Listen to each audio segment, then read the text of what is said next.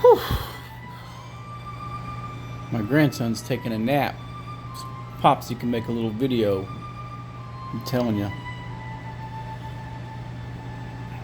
I meant to work on some more wretched stuff this week, but after my TPK, my players had to re-roll some characters, and they jumped right into it. But I hadn't talked about one of my starting house rules.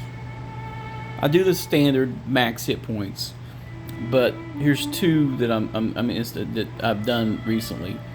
Halflings, dwarves, and elves get more gold to start. Here's why. They've been alive longer. They've had more time to accumulate wealth. Wealth, when it comes to items, is not just what you bought before on the day you decided to become an adventurer, but stuff you've accumulated over time that you saved up or got as a gift from a family or heirloom or whatever. So humans get straight rolls. I don't run gnomes, so don't have to factor those in. Halflings get plus 50 gold. They have a long life, but not as long as, say, the dwarf or the elf. Dwarves and elves, plus 100 gold, on top of their 3d6 times 10 roll. So if you play an elf or a dwarf in my game, it's 3d6 times 10 plus 100. Bam, go.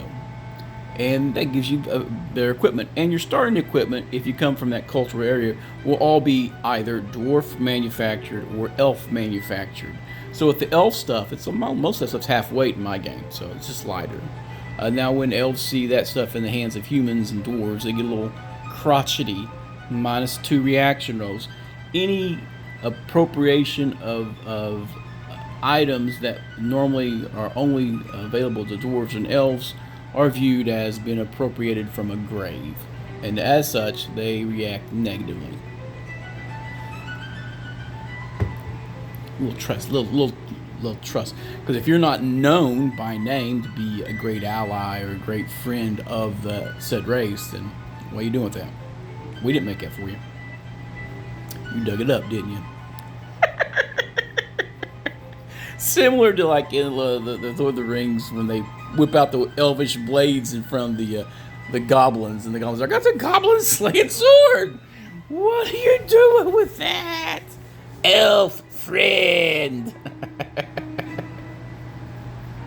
Yeah, that's one little thing I do. I think it's neat. I throw it out there. I think it's a cool little thing. I am going to redo how I do hit points. Instead of doing division, I'm just going to have the die. So if you're a multi-class wizard, half of 4 is 2. Therefore, you roll a d2 when you go up a level. It's just easier. I don't know why the division gets to be such an issue. But sometimes you get fractions, or you get a 0.5, and either I'm rounding up and messing up the curve, or I'm rounding down, and the players feel like they got sodomized. They got buggered. They got buggered by the damn fraction. Whatever. But one thing I do is I don't divide con bonus.